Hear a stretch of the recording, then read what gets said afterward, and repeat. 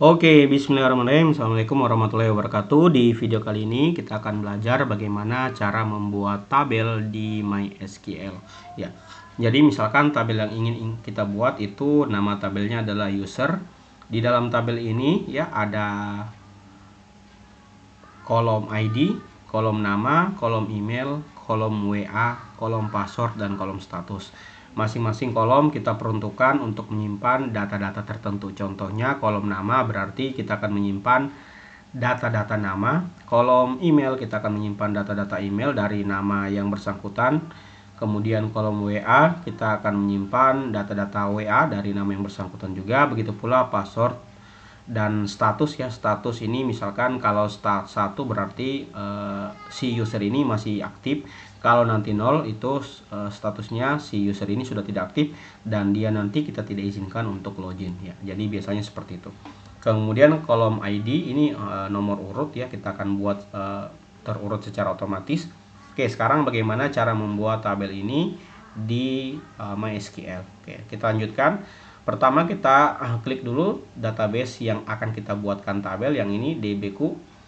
Kemudian kita tulis di sini nama tabelnya yang tadi kita rencanakan adalah user.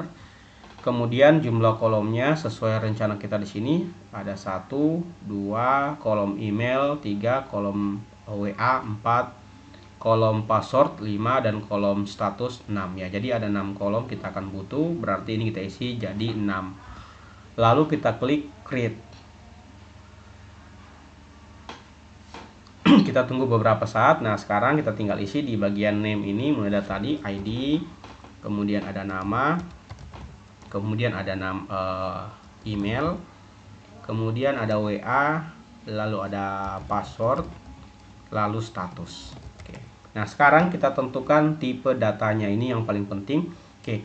Untuk ID tipe datanya adalah integer ya, integer. Jangan lupa biasanya ID itu selalu kita centang di bagian ini auto increment-nya agar nanti nomornya dibuat otomatis. Jadi setiap ada tambah data baru ya, jadi misalkan ada tambah data baru misalkan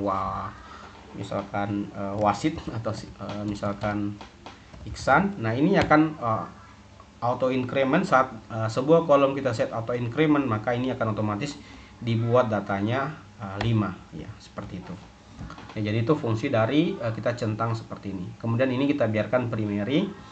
Lalu untuk panjangnya kita biarkan. Selanjutnya nama karena kita akan menyimpan teks, ini kita tidak bisa pilih tipe data integer karena integer itu hanya menyimpan angka. Kita harus pilih misalkan ini varchar ya, kita pilih yang ini. Kemudian kita tentukan maksimal karakternya itu sebanyak berapa karakter, misalkan 100 karakter. Kemudian defaultnya misalkan kosong ya, kita pilih kosong seperti ini. Oke, selanjutnya email juga sama, kita akan menyimpan data huruf dan data email ya. Jadi email itu bisa berupa huruf ya, atau mungkin campuran antara huruf dan angka, maka kita harus pilih tipe datanya adalah varchar. Kita tentukan misalkan panjang emailnya maksimal 100, ini juga kita pilih 0. Oke. Kemudian WA itu kita pilih varchar ya, bagusnya karena nanti ada angka di belakang koma.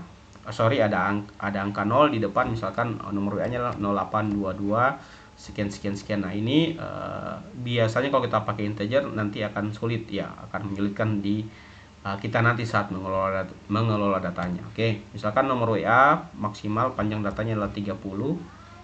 Kemudian ini kita larang tidak boleh nilainya kosong ya. Jadi kita pilih non di sini ya. Passwordnya kita pilih juga varchar, kita tentukan 100. Status, nah status ini hanya akan ada 2 data di dalam, apakah 1 atau 0, berarti integer. Kemudian maksimal panjang datanya itu 1 ya, jadi hanya angka 1 atau 0 ya. Jadi misalkan angkanya 10, ini kan 2 digit ya, sementara kita hanya ingin pakai data 1 digit, yaitu angka 1 atau angka 0, berarti di sini kita tulis 1. Kemudian kita set defaultnya ya, kita set 1 ya. Jadi setiap ada penambahan data baru akan otomatis diisi di sini dengan angka 1 seperti itu. Oke, sudah. Sekarang kita tinggal save kita tinggal save. Nah, sudah, kita lihat tabel user sudah ada ya, tabel user sudah ada dalam database DB-ku ya. Kolom-kolomnya ini, tipe datanya ini, kemudian properti-properti lainnya seperti ini. Nah, kita bisa mulai menambahkan data, kita tinggal klik insert. Misalkan yang pertama Wawan ya, Wawan. Sekali lagi, karena ID kita sudah set auto increment, teman-teman tidak perlu isi datanya di sini ya, dibiarkan saja kosong seperti ini. Kemudian email wawan@gmail.com, kemudian nomor WA-nya, misalkan nomor WA-nya yang ini. Kemudian passwordnya misalkan kita samakan dengan nomor WA-nya. Kemudian yang kedua, data kedua Umar, kemudian umar@gmail.com, kemudian nomor WA-nya, passwordnya ya ini satu. Kita tinggal, setelah selesai ya, kita tinggal klik go. Nah, sekarang kita klik di bagian browse, kita sudah punya tabel user dengan ada 2 data di dalamnya. Oke, itu dia cara membuat tabel di database. Sampai jumpa di tutorial yang lain.